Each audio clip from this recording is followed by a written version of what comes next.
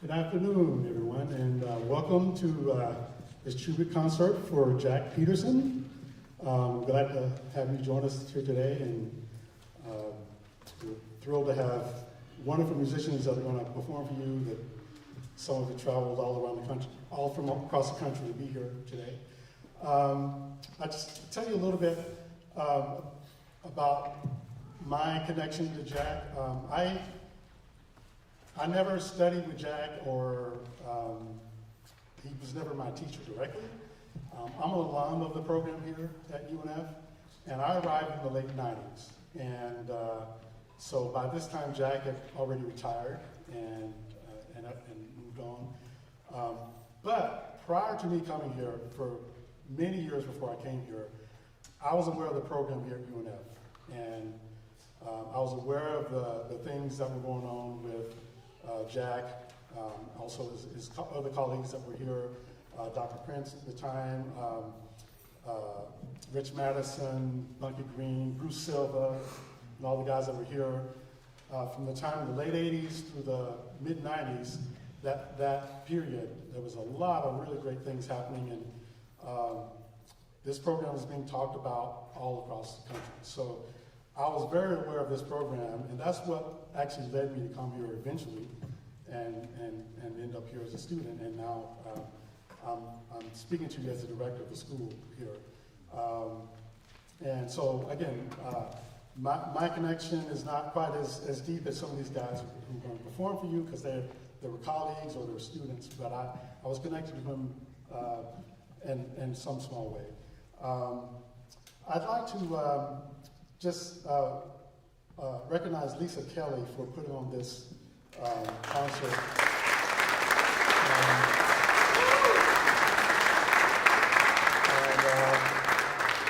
All the work she did to gather these musicians and put this program together. So really thanks to you, Lisa. And thanks to all the musicians that have traveled to be here and given up your time and to pay honor and tribute to Jack Petersen.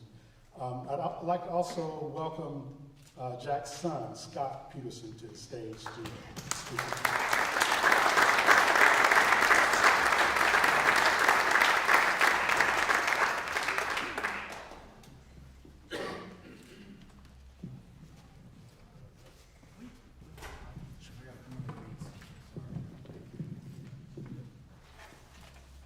Thank you, everybody, for being here. I just wrote a letter, so I'm just going to read it, and I'm going to apologize ahead of time that I'm going to lose it, so here we go.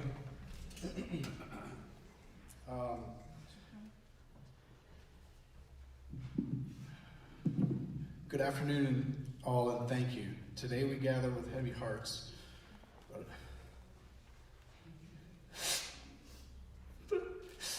But also with deep gratitude to honor and celebrate the life of my father, Jack Petersen. My dad was many things: a pioneer of jazz guitar, a husband, a father, a professor, a mentor, a creator of what we know now as modern jazz guitar studies. His work shaped not only an instrument, but an entire way of learning, thinking, and feeling music. So many of you in this room were his students, and through you, his voice, His ideas and his passion will continue to echo for generations. But if you asked him, he would never lead with any of that. My father was humble to his core.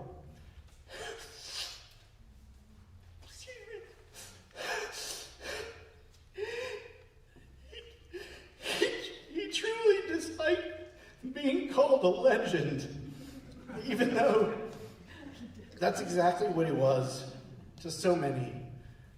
To him, he was just a man who loved to play, loved to teach, and loved to share.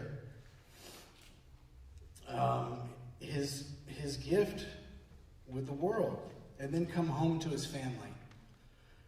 He grew up with very little, almost nothing by most standards, but he had a gift, and that gift combined with the relentless dedication opened doors to a life he could have never imagined.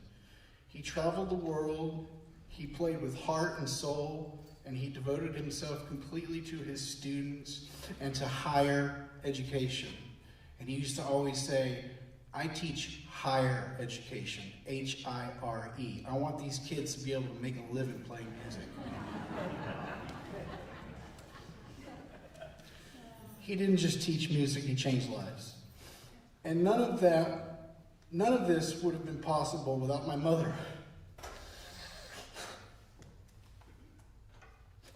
My mother, Claudette Petersen, her love, her strength, and her selfless dedication made it possible for my father to give so much of himself to his craft and to all of you. She was the quiet foundation beneath everything he built. May she rest in peace knowing that how deeply her sacrifices mattered. I love you, Mom. I miss you. My dad was a family man. He loved deeply, even if he didn't always say it in words. His love was in his presence, his humor, his music, and in the way he showed up for people he cared about. In these past years, after losing my mother and my sister far too soon, it became my honor, along with the inimitable help of my beloved Laura, to care for him. That time, though difficult, is something that I will always hold close. It was a chance to give back to the man who gave so much until the very last breath that he took while Laura and I were holding his hand. I'll be honest, I never imagined I would stand here as the only survivor of my immediate family.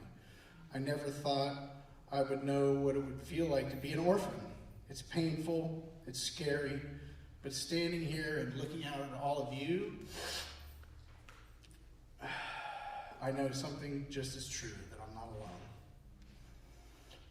Because my father didn't just leave behind a legacy of music, he left behind a community, a family that extends far beyond blood. Every student, every colleague, every friend, each of you carry a piece of him. So today is not just about grief and mourning. It's about celebrating. It's about swinging. It's about crying, hugging, laughing, and being together in fellowship. It's about remembering the man, the teacher, the father, and yes, the motherfucking legend. Dad, your music lives on. Your teachings live on. Your love lives on.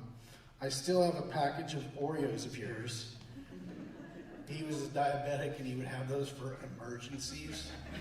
I lost my space. Oh, I'll be keeping those while listening to your chord melody performances, which are cathartic for me and make me cry every time. And if anyone in this crowd does not know what a chord melody is, there are plenty of people here that can explain it. I love you, Dad. I love you, Mom. I love you, Cheryl. Losing all of you sucks. So I'm going to be quiet now, be present, and be grateful for my family, the time I had, and all of you who made the effort to be here. Let's go.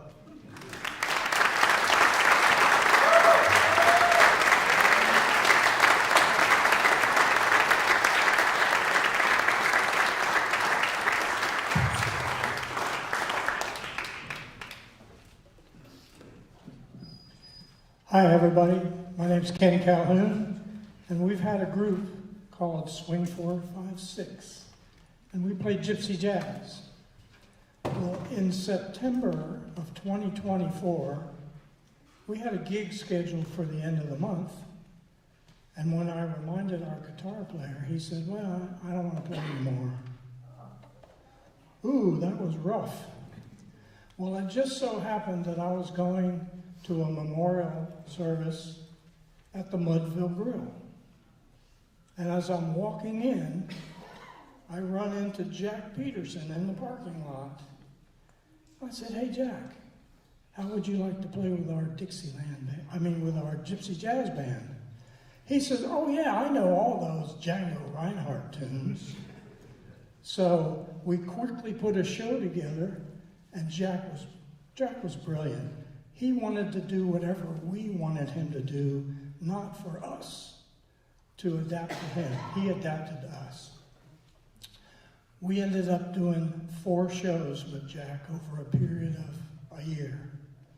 And we were already rehearsing the 5th show when Jack went into the hospital. And unfortunately, that 5th show never happened.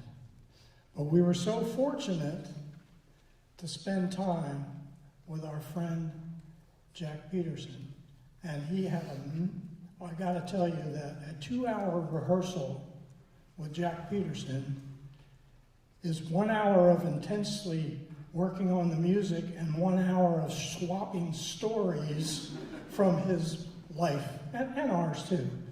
So he was just a great guy to be around, and so humble and so kind.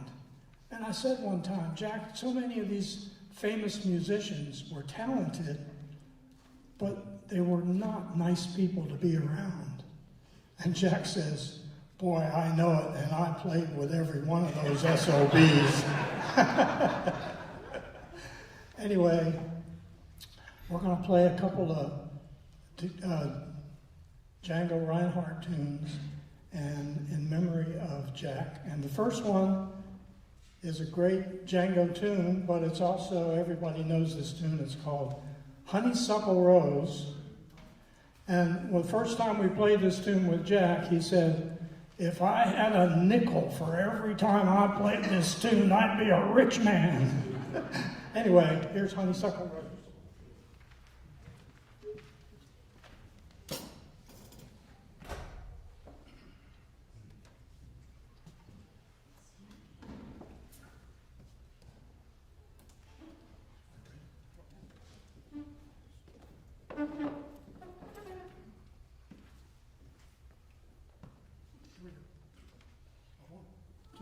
One, two, three.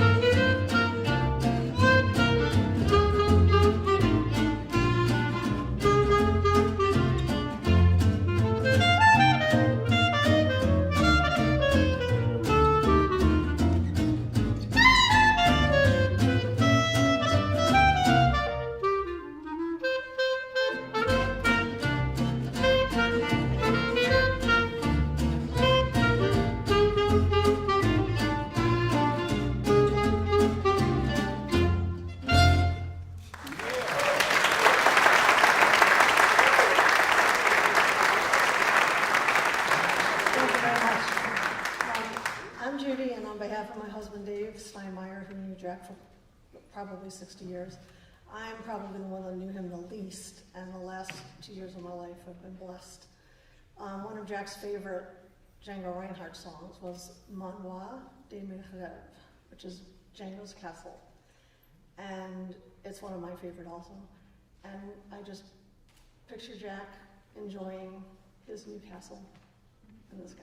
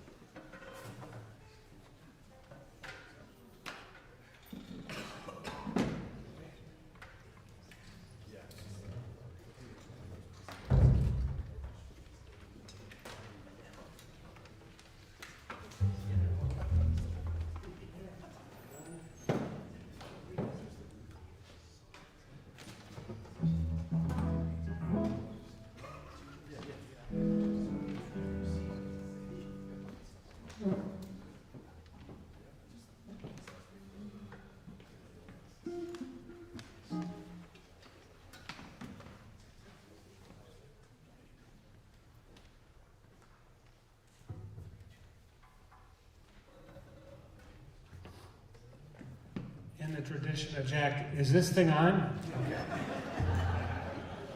We're here to perform Groovy, a tune from Jack Petersen's North Texas improv text that he co-wrote with Dan Hurley and UNF's own Rich Madison.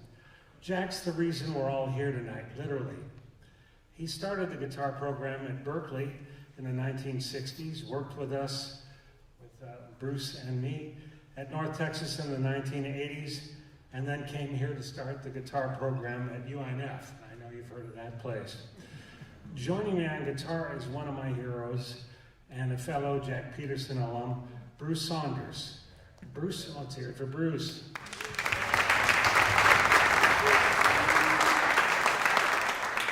Bruce and I were grad students together at North Texas. He's now a professor at Berkeley, teaching online from Austin while playing professionally there all the time. Rounding out the group are Dennis Marks on bass and Rick Kirkland on drums.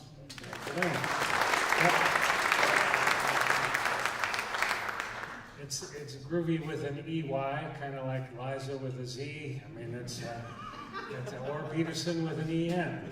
Anyway, we'll try to make it as groovy as Jack would want it to be.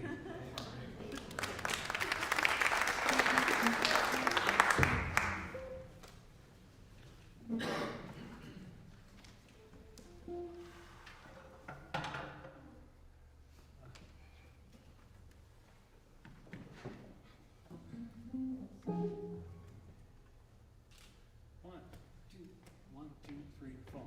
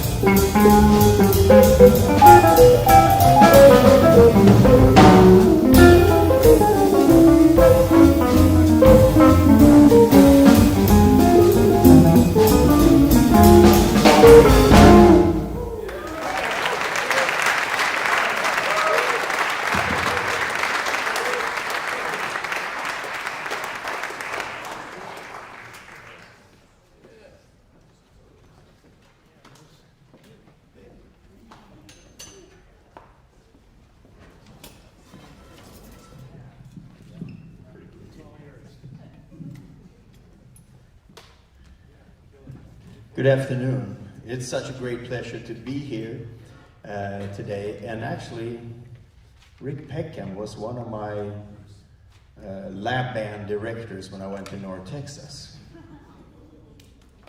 And he did a great job. So,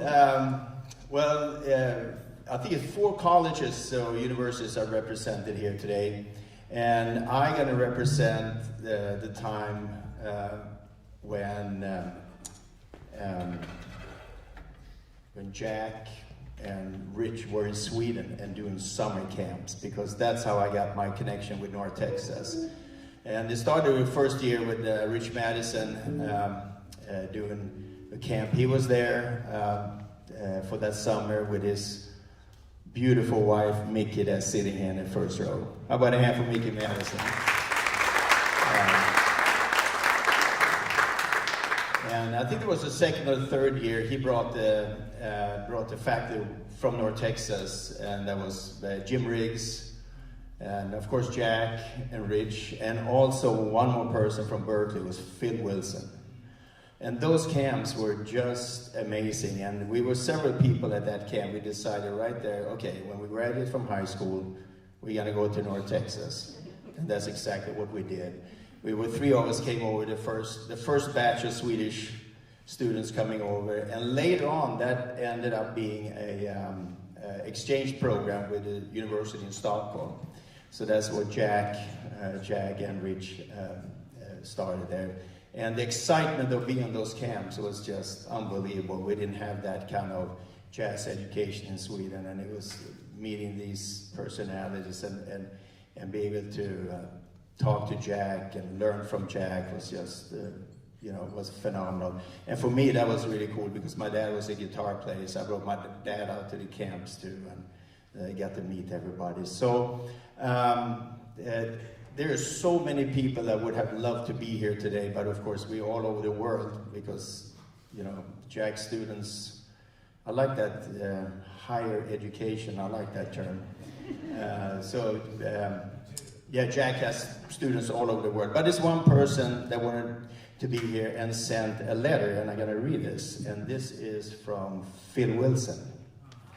So, how about a hand for Phil Wilson? So this is from Phil. Rich and Jack, who I considered brothers, knew one another before me. When Jack was at Berkeley in the early 50s, Rich invited Jack to play a gig with him at Lenny's on the Turnpike, which led to Jack joining Rich's touring group, leaving an open position at Berkeley, which I filled in 1965. Little did I know that Rich would put together the Outrageous Music Publishing Company. That's an awesome name, Outrageous Music Publishing Company, with the 3 of us. Working with Rich and Jack was like working with 2 comedians at the top of the game. And we can all relate to that, all of the students. For the following 14 years, we ran the Outrageous Mothers Publishing Company. In that time, I came to appreciate what great musical communicators these 2 gentlemen were. Jack had a musical memory of American music, jazz, and pop. He was absolutely amazing. He could throw titles at him, and he could play them from memory. The 3 of us worked very hard to write music, to sell to music educators worldwide. At the same time, we played clinics and concerts all over the country. I got to really appreciate Jack's genius as an educator, where he wrote guitar books for North Texas State and the University of North Florida, as well as being band charts for the company. In this environment, I got to know his wife Claudette and his son Scott. What a wonderful family. A favorite memory I have with Jack is at the end of a teaching day in Sweden, we would sit down and play tunes together. There's a wonderful recording called Groovy that is available today, augmented by 3 top-level Swedish musicians. Jack wrote 4 of the tracks, including the title track Groovy. It is on the 4-Leaf Clover record label. We recorded this in Stockholm on July 7 and 8, 1981. and it was a good representation of Jack's personality, musicality, and sense of humor. Jack and I last played together in September 2013 in Plano, Texas, at a Woody Herman tribute concert. We had some great conversation this past year, and remind to reach out to those you love. I miss him. Love, Phil. So that brings me to North Texas, where I met my first wife, which I'm still married to. So here's Tamara. So my name is Tamara Danielson, and without Jack, I wouldn't be. I wouldn't be Tamara Danielson, because if it wasn't for Jack and Rich at the camps in Sweden, we never would have met at North Texas State. So I go back, so I'm representing the North Texas years. There's several North Texas people here, as you've heard already. I came as a barely 18-year-old freshman from Maple Valley, Washington, to North Texas, and I couldn't have landed in a better spot, because these three musketeers of jazz, Rich Madison, Jack Petersen, and Dan Hurley, were the perfect place to land for someone like me. They taught with Jack, especially because his is one of the first classes that you took as a jazz major. And they taught with love, sometimes tough love, and lots of humor. And you not only learned the jazz language, the 2-5-1s and the bebop licks, but if you watched and you observed and you listened, you learned how to speak jazz. The hey man, when they'd see each other. You can hear their voices, can't you? Hey man. And you'd learn how to be a musician. And if you've ever saw the movie Whiplash, this was completely the opposite. So I'm grateful for having landed in that environment. We were lucky to have been in contact with Jack through the years, through the Jazz Educator Conventions and the North Texas reunions, and through being close in Jacksonville, because we're in Orlando. The last time that I had the privilege and honor of seeing Jack was about a year and a half ago in Atlanta. I was playing with a small group at the Jazz Educator Convention, and I came out onto stage, and there's Jack sitting right in the front row next to Pear. And all of a sudden, I was back in the early 80s in North Texas, and I got nervous. But if there was nobody else in that audience, the fact that Jack was there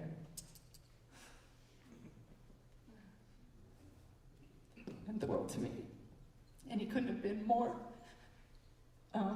kind and, what's the word, complimentary when I finished. And he almost teared up, and he thought it was so nice so many years later to actually hear me play on stage. So we're going to play a song right now that was written, and I'm sure he knew this tune, and I'm sure he knew it was from the movie The Mummy, which was right around the same year that Jack was born. Or did you want to? Okay, he wants to talk to you. Well, I don't want to, but I should. So I'm Corey Christiansen, and I guess I represent the last crop of students that Jack had at the collegiate level. I got to study with him his last 2 years of teaching at the University of South Florida.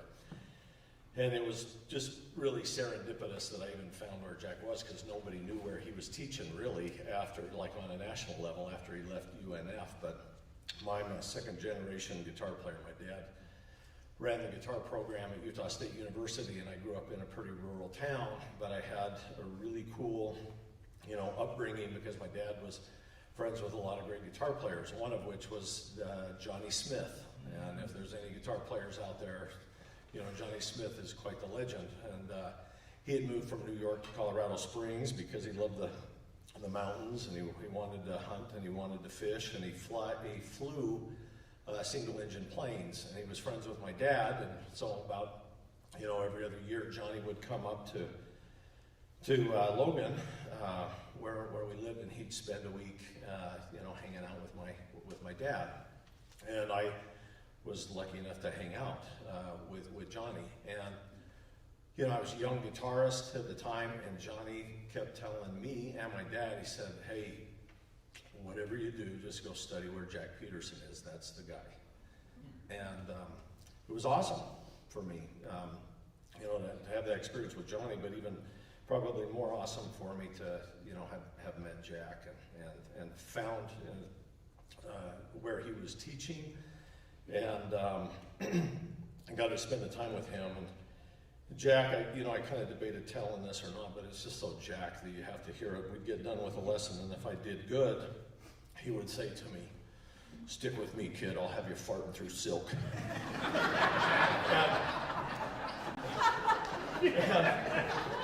And I was like, I don't even know what that means.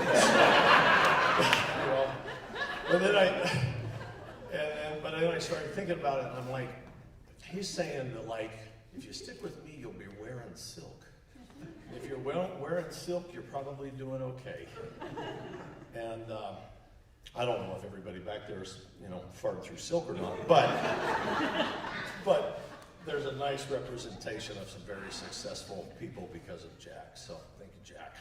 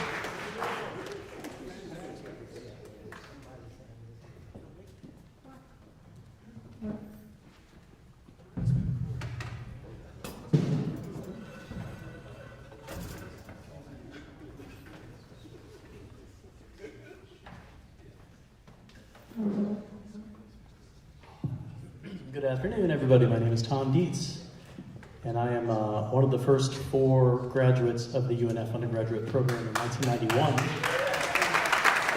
Our first graduate was actually J.D. Scott, who had done some previous work. He had served some time with Bill Prince down at FAU, and then when they came up and joined Jack Petersen and Rich Madison at UNF, J.D. finished a little bit ahead of the rest of us, and then the next 3 that graduated were myself, Mike Johnson, Eric Mason, and Noel Friedline. So we know if you guys are all watching online, love you guys, miss you very much. We have one other program note, a little change that we got to make. In your program, it says that Kevin Bales is leading this quartet. Kevin is a dear friend of Ricky and Rick's and myself from our undergraduate days. But Kevin couldn't make it today. He's up in Atlanta, where he's from. His mother, as we are all getting older, we understand, is very ill right now at the moment. And we weren't sure if he was going to make it, so we were working on a chart this past month. But he texted Lisa last night and myself to say that he's got to get his mom to the hospital today. So if we could take 1 minute, just a little prayer and thank you and love to Kevin and his mom right now up in Atlanta.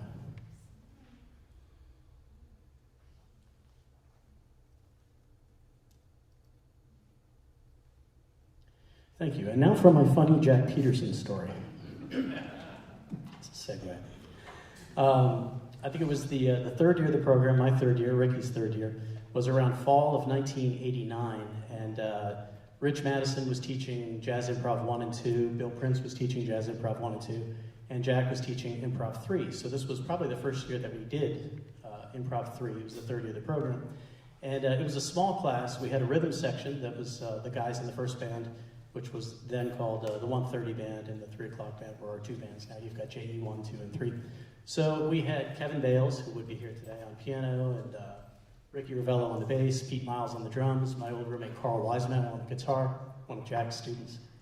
And we only had about 6 or 8 of the horn players from the first band.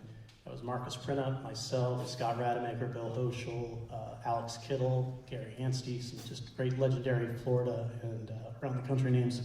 And we're taking this class with Jack. It's Improv 3. We're about halfway through this semester, like in the fall. And Jack had given us a couple of quizzes. Nothing too hard. And it was a tough class. We're doing advanced 251s and all sorts of crazy things. And it's like a Tuesday, Thursday class. And on a Thursday, in the middle of the semester, Jack says, okay, guys, here's your assignment. We're going to do our midterm play test on Tuesday after the weekend. So I want you guys to go home and transcribe 1 course of Cherokee and bring it in on Tuesday. I'll have a rhythm section set up here. They'll be playing for you. And make 2 copies. I don't care if it's pencil, just don't make it too messy. Turn in 1 copy to me, and then I'm going to pick names out of a hat and just send you up there one at a time in front of the class, and you're going to play your transcription.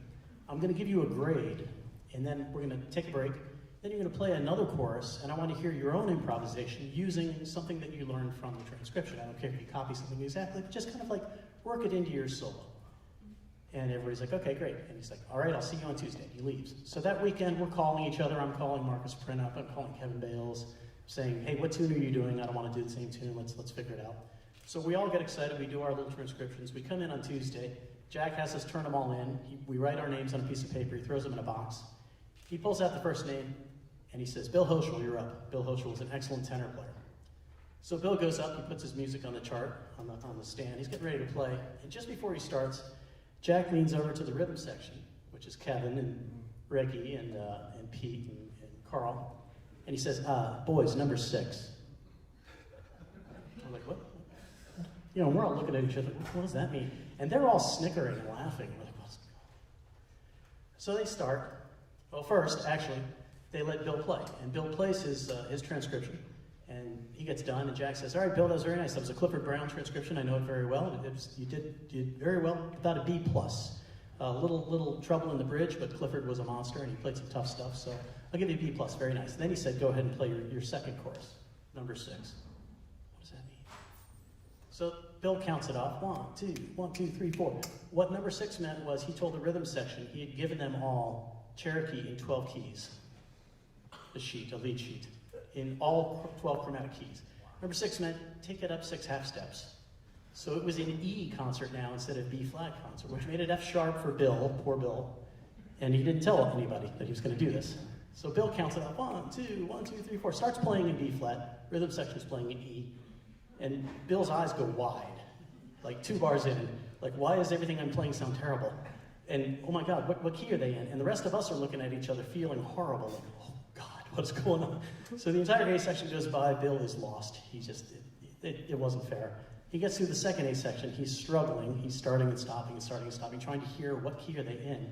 And then he finally gets to the bridge, and if you know the tune Cherokee, the bridge is not easy anyway. It actually goes up a half step and 2 5-1s down by whole steps for the next 8 bars until it finally comes back around a cycle and brings you back to whatever your original key was. In Bill's case, G flat major. So Bill stumbles through the bridge. He's just a wreck at this point. He gets to the last A section, and he is a shell of his former self. He's just quivering. Nothing's coming out of the horn. He feels terrible. He gets done, and Jack says, "Done. Transcription, B+, solo, F. Bill, you got to know what key you're in. Marcus, print up, you're next." So Marcus goes up, and we're all looking at each other like, oh my God, what's going to happen? And Marcus is a killer player. I'm sure he would be here if he could. He's up in New York, and he's probably his 35th year of the Lincoln Center Orchestra.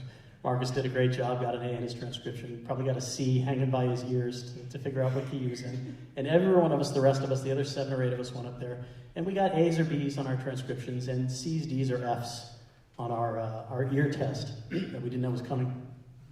And at the end, Jack, this didn't take an hour, it was an hour class. This took like 20 minutes to just destroy us all. You know, and we're all the top players in the top A. We thought we were hot, Jack put us in our place very quickly. And he gets up after about 20 minutes and he says, those are your midterm grades. He gave everybody their average. It was C, D, D, C, C, D, all the way through.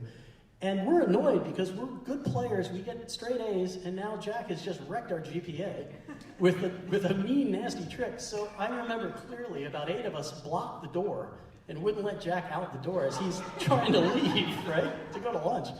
And I'm hearing things like, that's not fair. You didn't tell us. How could we weren't ready for this. It's supposed to be in B flat, because everybody knows it's in B flat.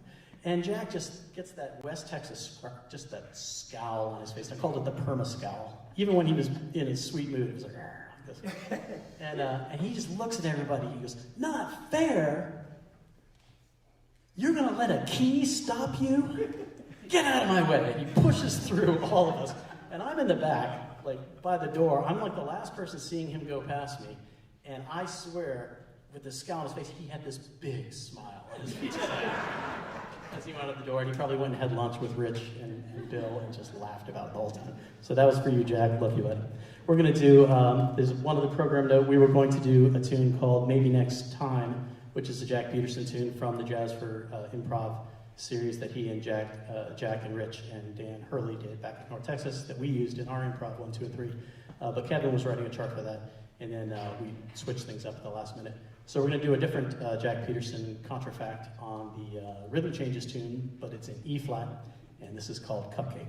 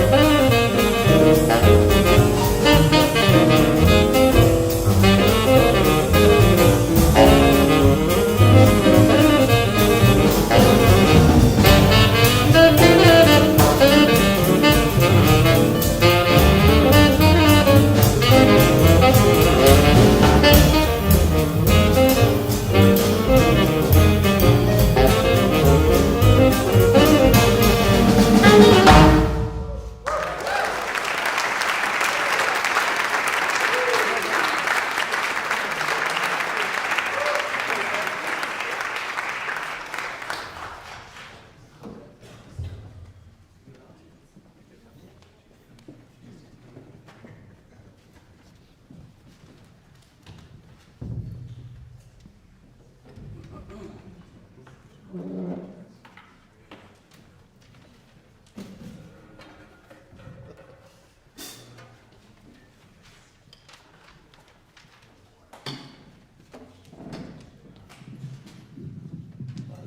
you all for having me here today. My name's Howard Paul. I am president and CEO of Benedetto Guitars.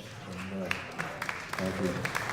Thank you, Scott, for having me here, and also, of course, to everybody here at University of North Florida. It's always great to come down and visit. You'll notice this Benedetto guitar over here. This was Jack's guitar. He and Bob were friends, and Jack started playing that guitar in 1992. Not too long ago, he called and he asked me to come down and pick it up and get it back in the most playable condition that we could get it. And of course, there was I don't know how many, 30 years of sweat and dings and wear on this spectacular instrument that he played everywhere. I want to mention that you can always tell everybody, of course, who knew Jack knew what an amazing educator and player and person he was, but the real reflection of that is in the legacy that he leaves behind. And these guys on stage here are all amazing jazz musicians and great jazz educators, and it's all a tribute to Jack. And it's as I've told many players over the years, it's one thing to be a great educator. Typically, it's another thing to be a great working player, and there aren't a lot of guys who can keep a foot in both communities and really excel. And all of these guys have done that, and that's, I think, thanks to Jack and these educational programs that these guys teach in. All are very fortunate to have Jack's fingerprints on them. So thank you all. Corey Christiansen, Barry Green, and Davey. Thank you for letting me join you for this next tune. This is called It Could Happen to You.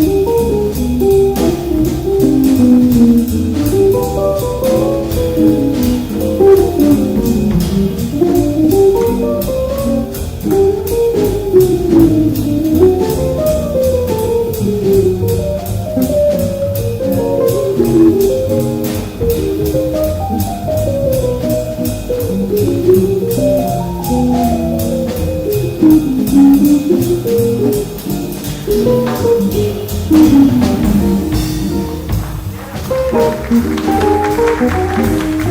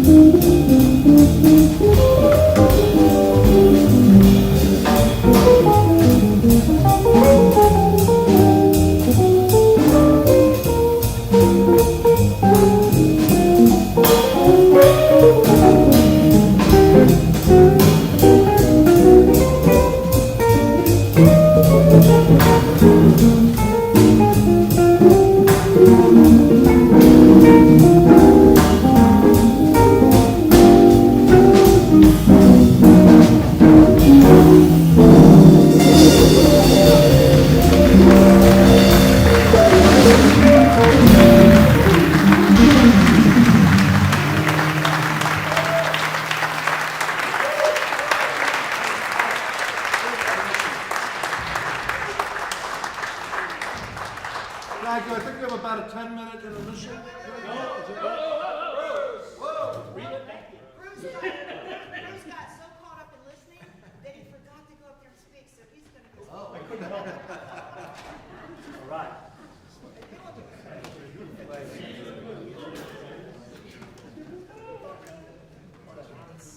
Hi. Hello. I worked.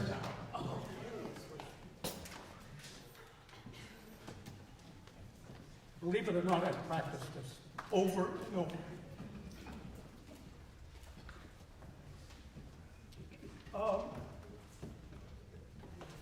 Sorry.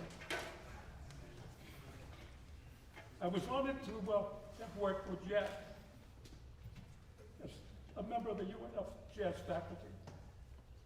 I had known him prior on one of my trips through Texas with the Jazz Ambassadors. Jack was playing in a little club, and even then, everybody in that damn club knew who he was. We all know Jack as an icon in the music industry, respected as an educator, admired as a performer, and yet someone who rarely ever spoke about himself or put himself in the spotlight. Sorry again. Jack was once the most humble individuals I had ever known. Early in my time at UNF, Jack and I were on a, oh boy, I'll think of it. Anyway, the student was playing well, jury, sorry. And he was a great player. And so Jack and I were sitting there, and Jack said, okay, go ahead. He turned red as a beet, and he couldn't play a thing. And Jack looked at me, and I looked at Jack. And Jack said, you should you should come back tomorrow, and we'll do this again. And he came back, played his brains out, and Jack said, see, was that easy? I also once asked Rich Madison if he could teach me how to play jazz, because I was mostly a lead player in the Army and didn't do a lot of jazz. And Rich looked at me and said, don't talk to me, go talk to Jack. He taught me everything I know.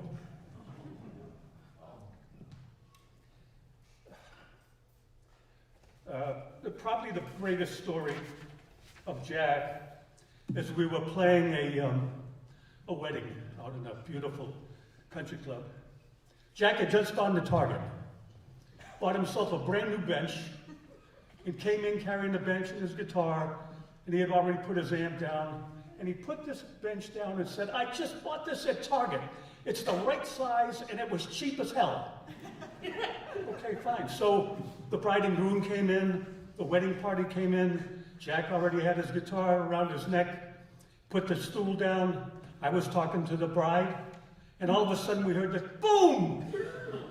And I looked back, and Jack was laying on his back.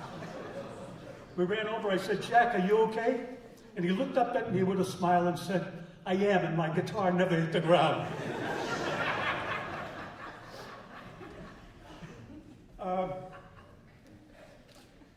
In closing, if you know Jack Petersen, you were fortunate. If you performed with Jack, you were lucky than you can imagine. If you studied with Jack, you were taught by one of the most knowledgeable, musical, intelligent, and genuinely beautiful human beings to grace this world. And if you were one of the blessed to be called Jack's friend, then you would carry with him laughter, his loyalty, and his unwavering friendship.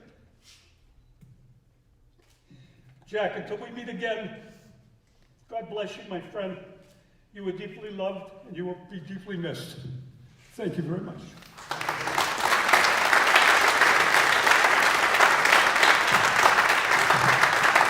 Now we're going to have an intermission.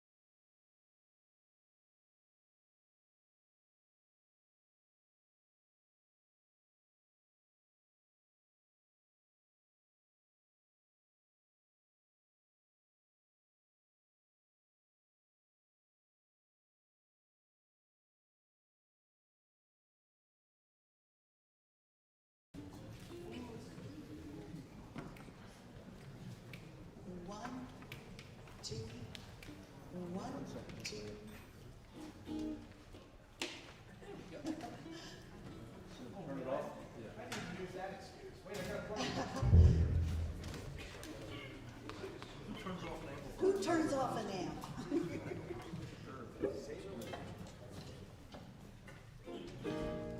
All right, here we go. Second time's a charm.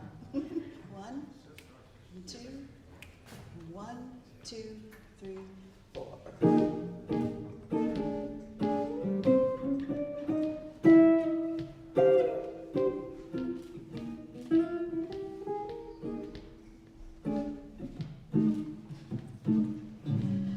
Don't need no palace paved with gold. Don't need more cash than banks can hold. And when I get to feeling this feeling for something there ain't too much of,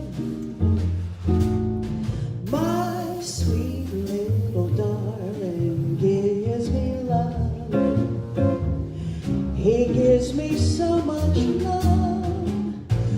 Don't catch me chasing round at night.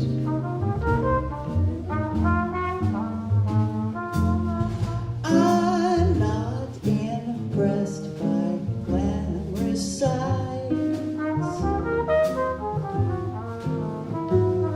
Little darling may not be as handsome as some other guys you may see, but my little darling only loves me.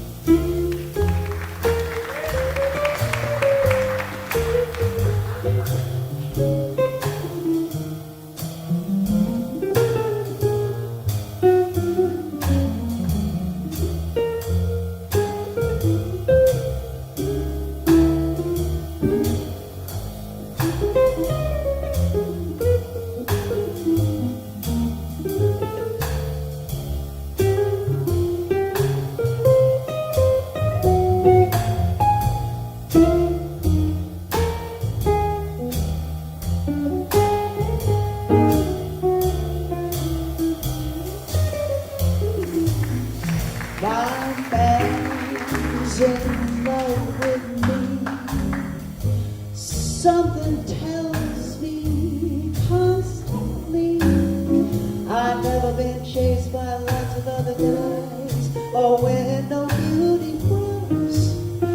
It's only me he can see. He's kind of the guy who likes to stay at home in the evening with me. Long as he loves me, I don't care. I mean what I said when I said, don't catch me chasing around at night.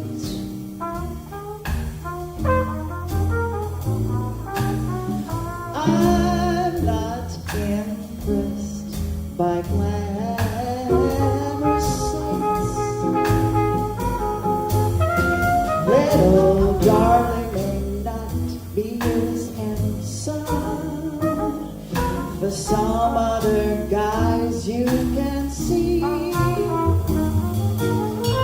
but my little darling, oh, He only loves me, my little darling. Oh, only loves me. He only loves me, my little darling. Only loves me, only me, only me.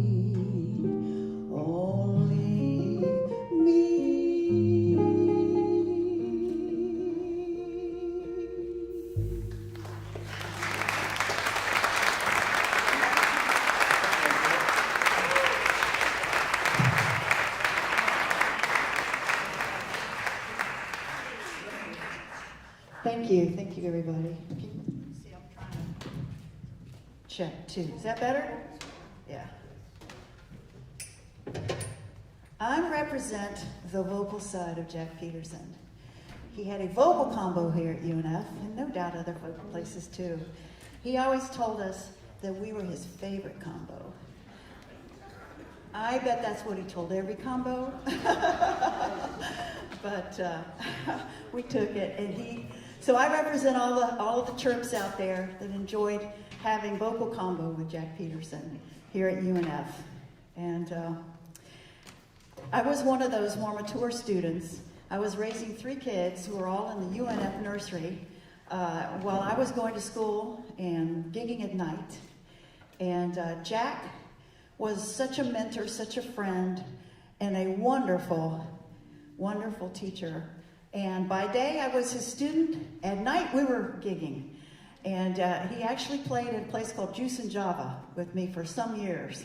We were the house rhythm section with Ricky Kirkland and Lawrence Buckner and Bruce Silva on trumpet and Jack Petersen on piano. And then he would stand up and play guitar. And I submitted a video. Remember BET? Years back.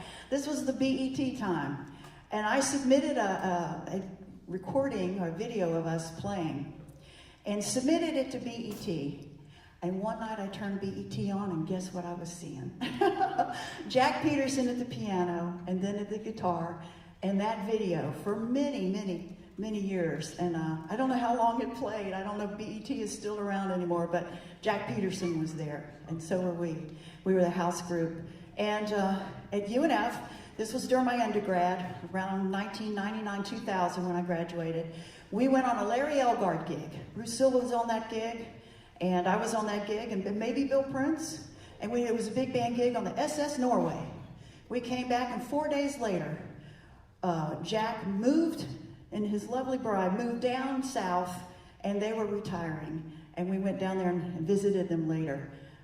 So if I, at school, was not in a band room studying composition and theory with Bill, or in the band room singing with the big band at Bruce Silva, my first band director here, I was sitting in Jack's office on that piano stool singing every song that I could. And I learned so much from him. And that song was very special to us. He never heard the lyrics to Little Darling. So his little retirement thing we did at UNF, this little concert, I ran into the New York Voices, which were here pretty recently, and I got the words from the New York Voices and sang that on his retirement. I swore I wasn't going to get verklempt, but how can you not? So I've heard terms of the Jack Petersen School of Music. All of us know that we've been a part of that School of Music, and it's worldwide. And I've heard terms about the guitar wire choir, which you're going to hear in just a few minutes, and the higher. I like that one too. He always had such humor and so many great jokes. Thank you to everybody up here. What a wonderful collaboration of all these musicians, and the sound guy Jack, and the photographers, and just everybody that came together in our chair. And I picked up the phone, and I emailed, and I texted, and I reached out to all these people, and they said, sure, I'd love to be a part of it. What do you need me to do? Whatever, if you want me to speak, want me to play, whatever you'd like me to do, I'm in. That's how much love all these people had for Jack. And we are all connected to him in some way in this concert. And we all represent little bubbles of his history. 76 years of career, 92 years when he hung up that guitar and said, I'm done, I'm moving on. So I want to read a letter. Mickey Madison received 3 letters from some very, very important people in his career. And they could not be here, but I want to read a brief letter to you. It's important. Mickey will share with you in just a minute about what the Tuba Jazz Group was. And I also discovered in my research that Ricky Kirkland not only taught here at UNF, but he was a part of this group, Tuba Jazz. He went with them to Japan and played with them quite a bit. So, yeah, this is full circle back with Rick Kirkland. So this is from R. Winston Morris. It is a real honor to remember the incredible Jack Petersen. Wow, gigging at 92. Well, it was 1975, I think, when Rich and Harvey Phillips called up and said, we're forming a jazz tuba group, and you're in it. Needless to say, I didn't argue. By the way, the first gig was in 1976 in Montreux, Switzerland, at the first International Brass Congress then, in 1978, on to Adelaide, Australia. Then on to the Sydney Opera House, which I'm sure had never had tuba jazz group performed there before. So the group was called Tuba Jazz. I had never heard Jack before, but suffice to say, my jaw is still on the floor from the very first rehearsal. Hot damn, you're all the guys' picks, meaning all the group. For the next couple of decades, it was beyond an honor and a privilege to be affiliated with such an incredible talent. I don't care if he was strumming or soloing, I learned something every time I heard him play. And what an honor being in the same group with all the incredible talent. Seriously, when I think about Jack, his phenomenal talent almost takes a back seat to the incredible human being that he was. What a gentleman. One of the absolute nicest people I ever knew. Soft-spoken and beyond honest. That's true. I've thought about Jack in recent years and was looking forward to attending his 100th year tribute concert with him still gigging. Well, I can't say that word. I have a lot of great recordings and we'll just have to celebrate Jack as I've been doing since 1975. Now that Jack has moved on up the trail, I hope he took with him a really good pick. With much respect and love, R. Winston Morris, Professor Emeritus at Tennessee Tech University. Jack and Rich Madison and Winston were all founding members of Tuba Jazz, and that group existed for 19 years. And so it really, really foundational, everything pioneering. When you say the word pioneering and legend, it's Jack Petersen, Rich Madison, and that group. So that's my sharing on the letter, and I have something else I'd like to share. If I can find my notes, always have your notes. I would like to invite Scott up to the stage. This is a little surprise I'd like to share with you. Come on up.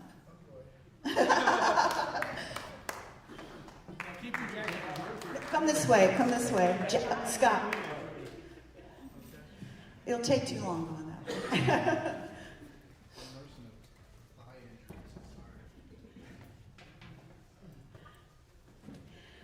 Alrighty, so I have a few names. Bill Prince, would you raise your hand? There you are. J.D. Scott, raise your hand. Or your trumpet, I don't care. Dennis Marks, raise your bass. Dave Steinmeier, where are you? Way back in the back, watching the door. Gary Starling, are you in the house? I feel like Gary was coming. And a few other names, Naeem Rashid, some other folks that couldn't be here today, but they're watching us on video. Hello, everybody. So I got a message from the Jacksonville Jazz Festival.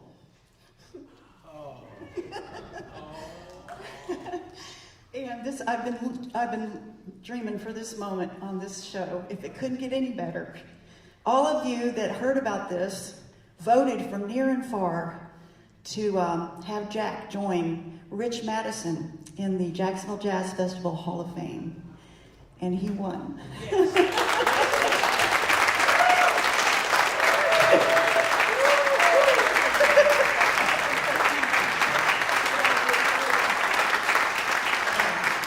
So the official announcement will be at the piano competition on the Thursday of the piano competition in May at the Memorial Day weekend. And so now you get VIP passes. You get a few other trinkets in there. You got your special box, but you will receive, an award there. So now you get to work up a nice speech. I didn't want to tell you and give you any more other stuff to worry about tonight, but congratulations to your dad through you.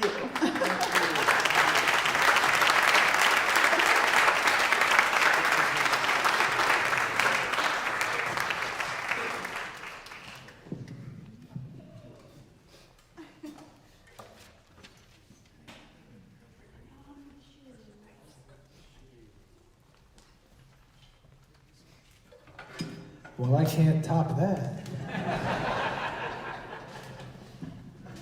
Jack, you made it to the Jazz Festival Hall of Fame.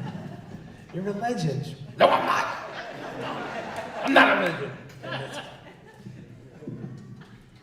What an incredible human being, musician. I know that I was fortunate to be asked to come up to UNF with the great Dr. Bill Prince when I was a student down at the Florida Atlantic University. And I will never, ever regret coming to this program and learning all the things that I learned and working with the great Rich Madison and then working with the great Jack Petersen.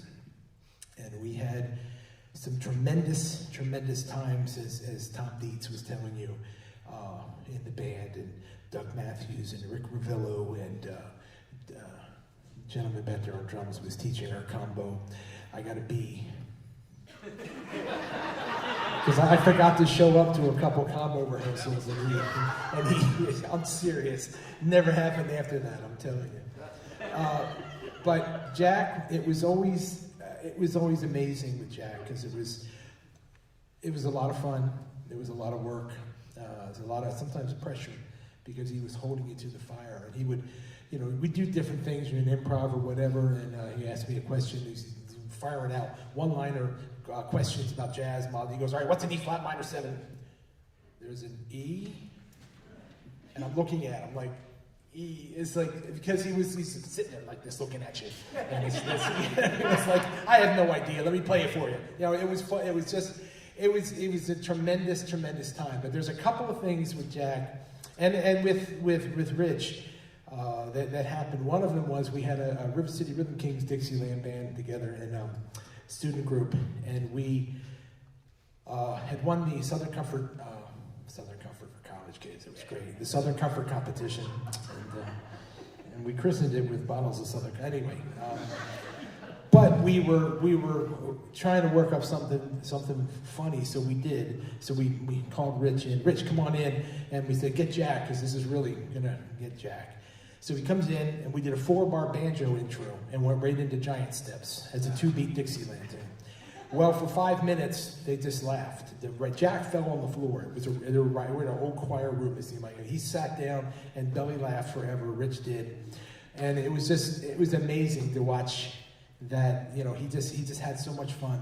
But when I first saw him when he came back into town, and his first question to me was, "How's your refrigerator?" I'm like, well, he knows I can eat, so I can't hide that. And then I remembered, and he thought this was the funniest thing. He was in the room when it happened, and we're doing a sound check, and Rich is up there and he said, now remember, folks, you need to play for someone you love. Always play for someone you love. And I said, and Rich goes, JB, who are you playing for? And I says, my refrigerator, sir. And ever since then, Jack was Jack's thing. So even when we were up seeing Jack, just before he passed away, that was the one thing. He goes, your refrigerator, that was, and then a couple expletives. That was funny. But that was Jack. He just enjoyed it, and we had such a great time learning from him. So I know we all have that feeling with Jack. So here's a tune of one of Jack's favorites. This is called Tangerine. This is going to feature Barry Green, guitar. Mark Dickman on euphonium. Rick Kirkland on drums. Bob Bassenwaite on bass. Dr. Bill Prince on, actually it's also Dr. Mark Dickman, but Bill Prince on clarinet. No, sax, sorry, alto sax. And Doug Matthews on piano. And here's New York, New York.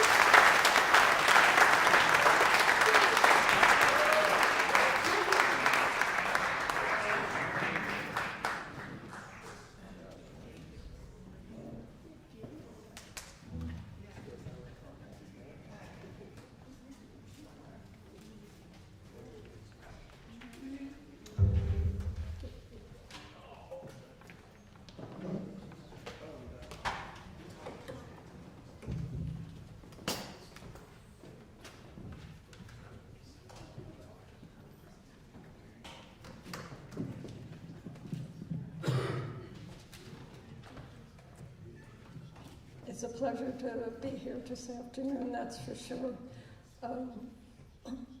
Everyone on stage, definitely their lives have been touched by Jack Petersen and thousands of other people as well. My story's a little different story. I didn't know Jack in a classroom. I didn't know him from a concert, or I didn't get to attend a summer camp with him. I got to know Jack Petersen through the eyes of his best friend, Rich Madison, and my husband. I have to go back to kind of the beginning in order to tie all of this together about Jack and part of his career. My husband Rich was working in Mexico City. He was conducting a group called the Brothers Castro, but decided to leave Mexico. Went back to Dallas, Texas to have a meeting with the vice president of the Getson Company. He was going to have a conversation about this new thing called jazz education that he wanted to get involved with. So he stayed in Dallas, and if anybody knew anything about Rich Madison, he was not going to let a Friday night or a Saturday night go by without playing. He was going to have to find a place to sit in, for sure. Well, needless to say, the club he selected, Jack Petersen, was playing guitar. And at the end of one of the sets, Rich turned to Jack and said, "Jack, why did you play such and such on that last tune?" And that was all that Jack needed to know. And a friendship started.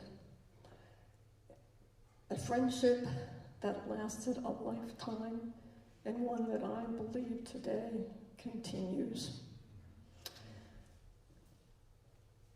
Jack, being a very generous person at that particular time, Scott will remember this always, Claudette, his wife, and Scott and Cheryl would go back to New Hampshire, I believe, for at least a month for summer vacation. And Jack opened up his home to Rich and said, "If you need a place to stay here until you find a place of your own." And Rich took him up on that offer. And those few weeks that they spent together just cemented their relationship.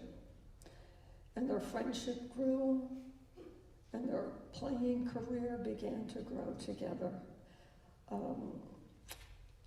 I don't know how to convey it in words, but you'd have to see Rich and Jack perform together to see that intricate personal relationship that they knew with each other and respected and honored with each other.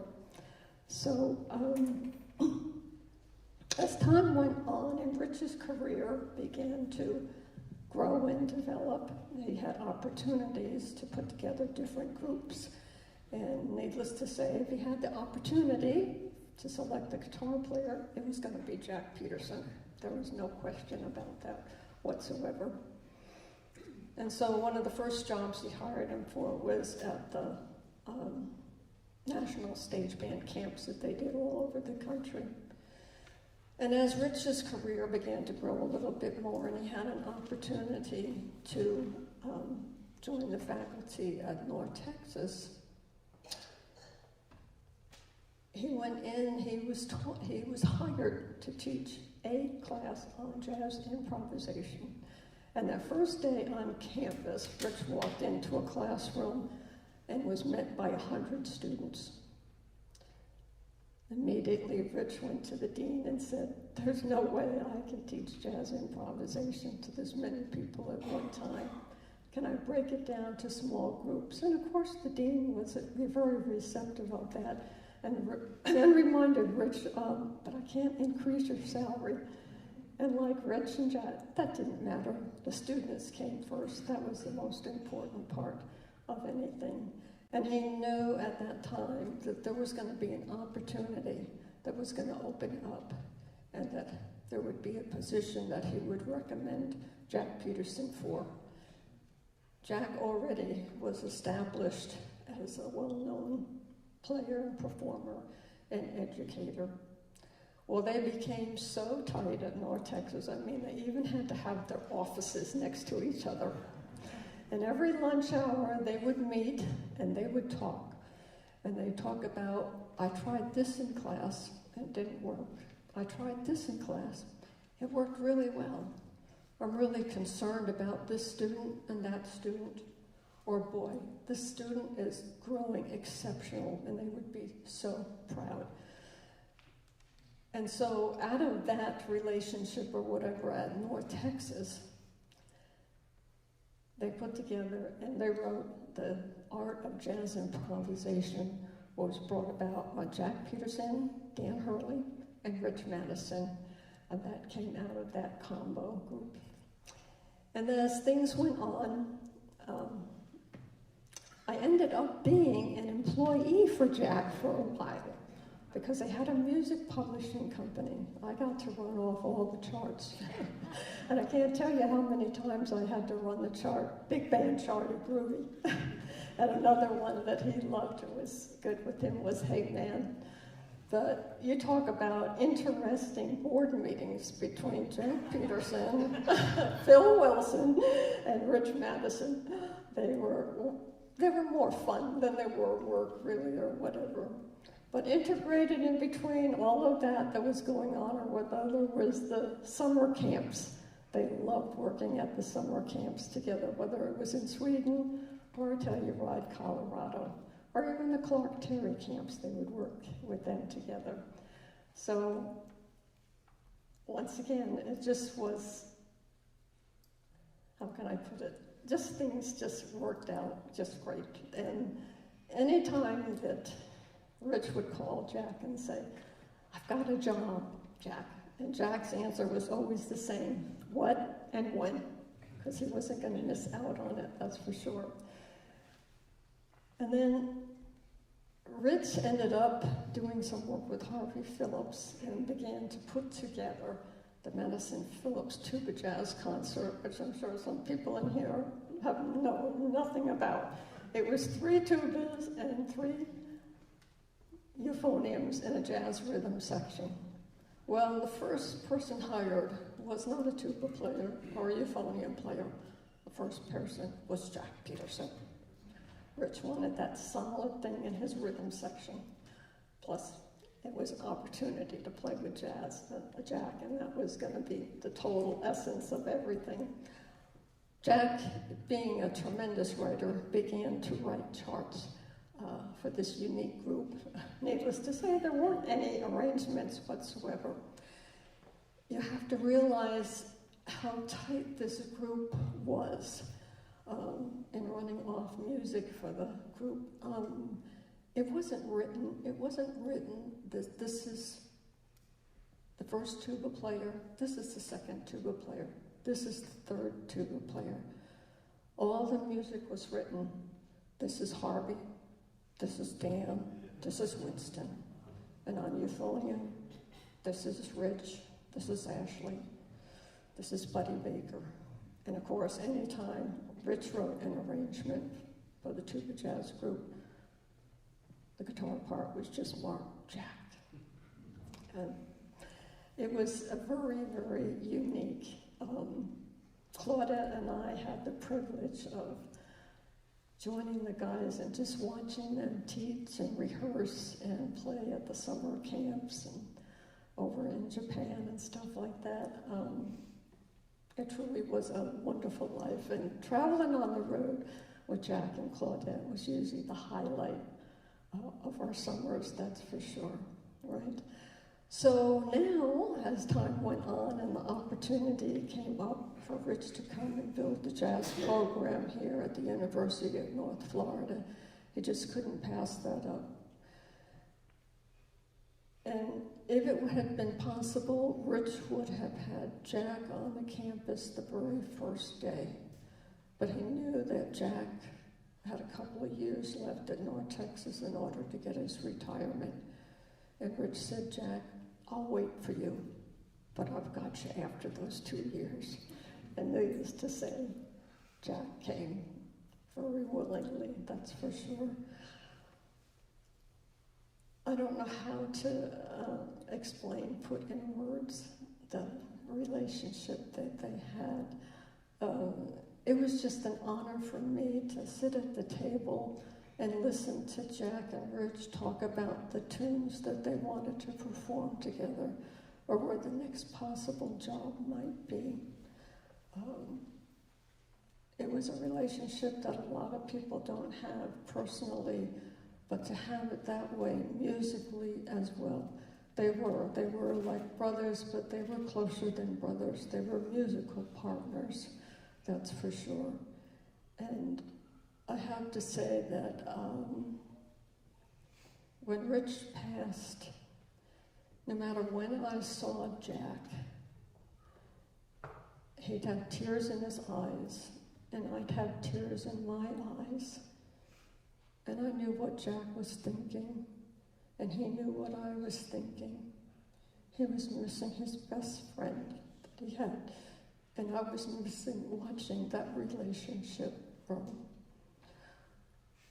So if I can say anything in conclusion, I would like to say that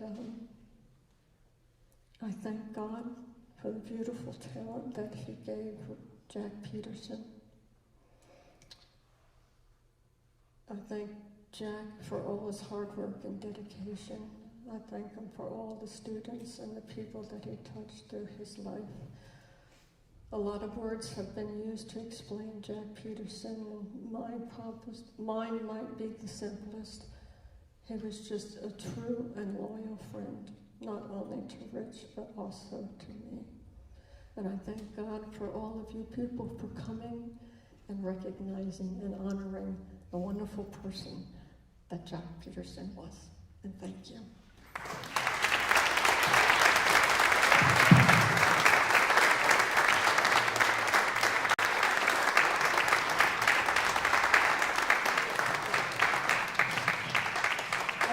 I'm sorry, I do have one more thing I have to share. If I can read this. I was doing fine until I found out about the Hall of Fame. Rich would have been so proud, that's for sure. He would have just went, yes, you deserve it, man. This is a tribute to Jack Petersen from the second tuba player, Dan Perrintone. It said back in 1974 when Harvey Phillips and Rich Madison brought the Tuba Jazz Concert to life.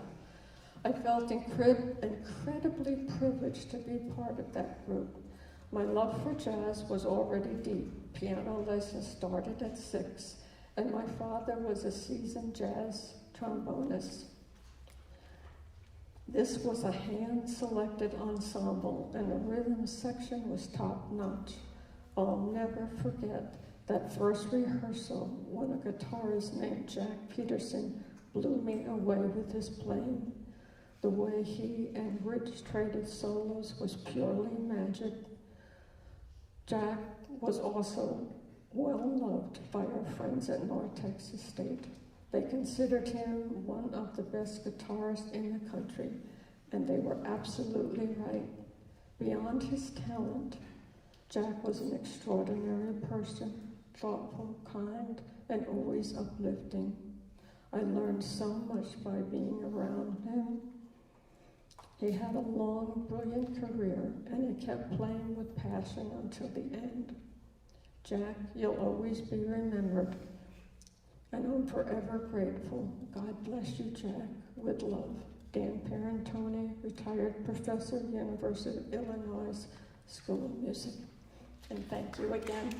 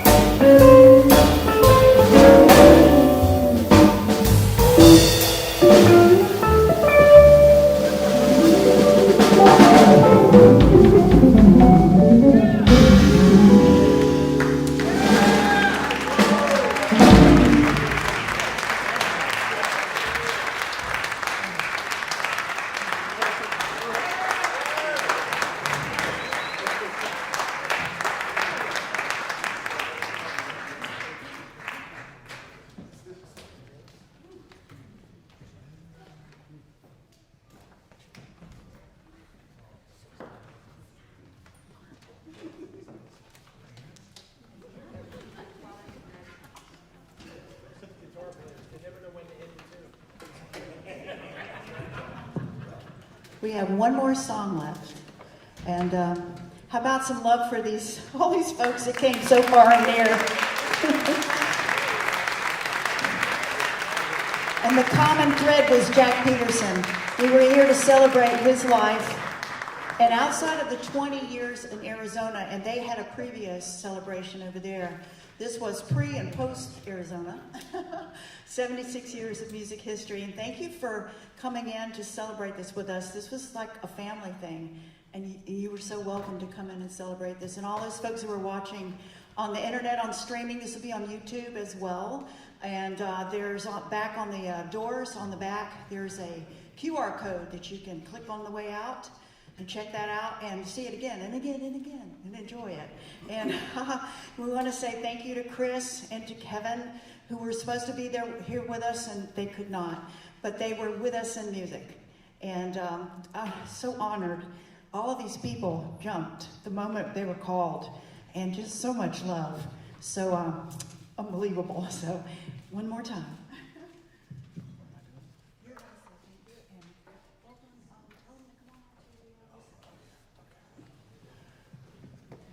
First of all, thank you, Lisa, for where do you get your energy? I need to know. But thank you for everybody for coming here. And, my family's shining down, looking at us, and it's been wonderful. I appreciate all of these lovely musicians on the stage, everything. It's just, I'll never forget it. And I want to invite everybody. We're going to have like a little VIP if you know reception, but now everybody's invited, so we'll let you know where it is. It's in 1415. 1415. We'll show you. Thank you again.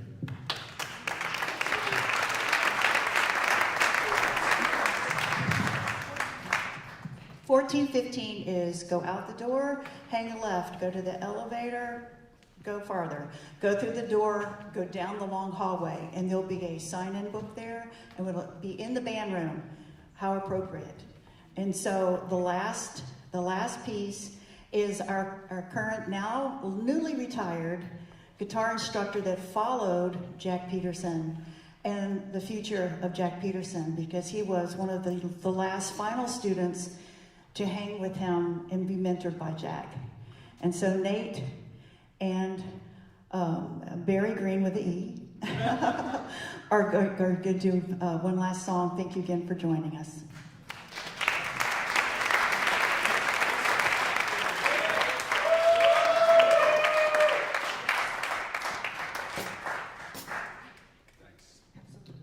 Good afternoon, everybody. I want to thank you all for being here. It means a lot to me, I'm sure to Jack and to all these amazing musicians that are here today. So give yourselves a round of applause, please. So my story is a lot different than everybody else's because I really didn't know Jack that well at all until toward the end of his life. Because in 1995, I was at the University of South Florida. That's where I met Tamara and Per. And I was getting my master's degree in jazz composition, yeah, gotta like that, composition. And when pianist by the name of Kevin Bales, who was mentioned many times today, let me know that Jack Petersen was retiring from UNF and a position would be open. And just the timing was right where I was graduating, and I remember coming down here for my interview in 1995. And I have one funny story I want to tell about that day. First of all, the morning, let's put things in perspective for a second. I was 34. I hadn't had a real job in my whole life. I remember buying a suit, a new fancy leather bag that had nothing in it but hopes and dreams, I guess. And the whole morning was filled with all these interviews with provosts and deans. I wasn't hearing any of it. I just wanted to get to the part where I could play some guitar and show everybody how I could teach. So we had this whole morning event. I was really, really rattled from all of these serious interviews. We went to lunch at the Boathouse, and I remember getting this little turkey sandwich on white bread, and it was me and Jack and Kevin Bales, Funky Green, Bill Prince. You were there. Where's Bill? Is he still here?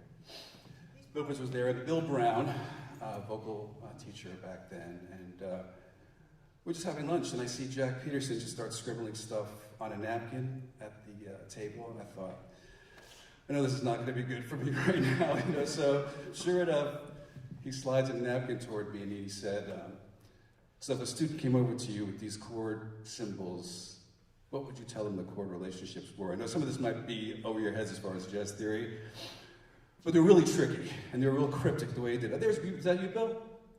You remember this day? And yeah, this is such a long time ago. But anyway, I was in a panic, and it was really, like I said, he disguised them to make them very, very difficult. And I think I got 3 out of 4 and thought, I blew it. I totally blew it. And I'm going to go home back to Tampa. And anyway, so I whispered into Kevin Bale's ears. I said, I totally fucking blew it. You know, and he said, don't worry, Barry.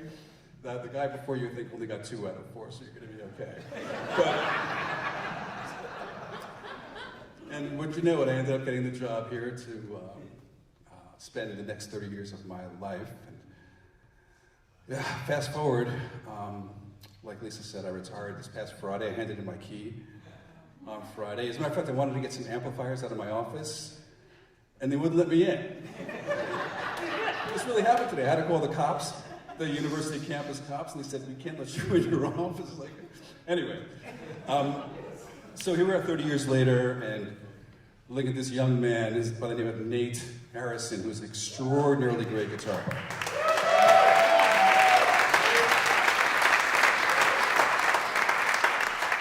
So Nate was my last student, similar to Corey's story with Jack, you know, being the last student. So it just feels like this lineage thing. It's really a beautiful, you know, poignant moment here in our lives. But I couldn't think of a better way to go than to have such an extraordinarily talented student to end my career. So I'm looking forward for you guys to hear Nate in particular. This tune we're going to play is something called My Romance. I did an arrangement just for this event that features Nate and I. Again, thank you everybody for being here. And thanks Lisa so much for organizing all of this.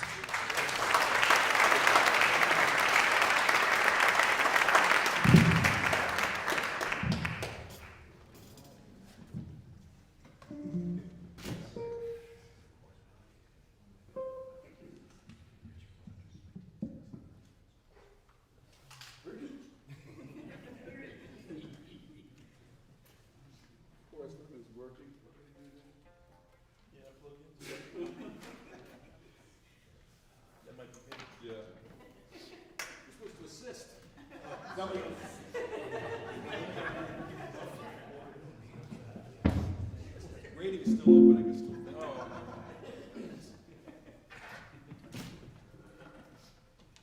Just don't go too fast.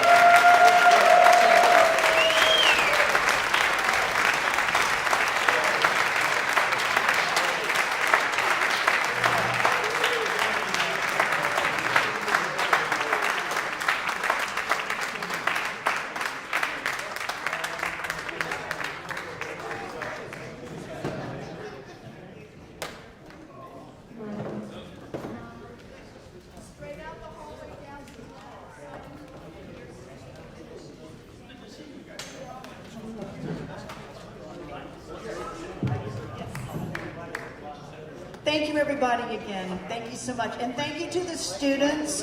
School is out, and there was about 6 students back in this way. If you want to give them some love, too. They volunteered all day since 10 o'clock today to help move all this stuff and get it ready. And thanks, Jack Miller, who did all the sound and all of the tech stuff up here. We'll see you at the reception if you're going to stay. Straight down past the elevators, take a left through the door, down the hallway. You'll see the sign-in book in the band room. 1415 is there.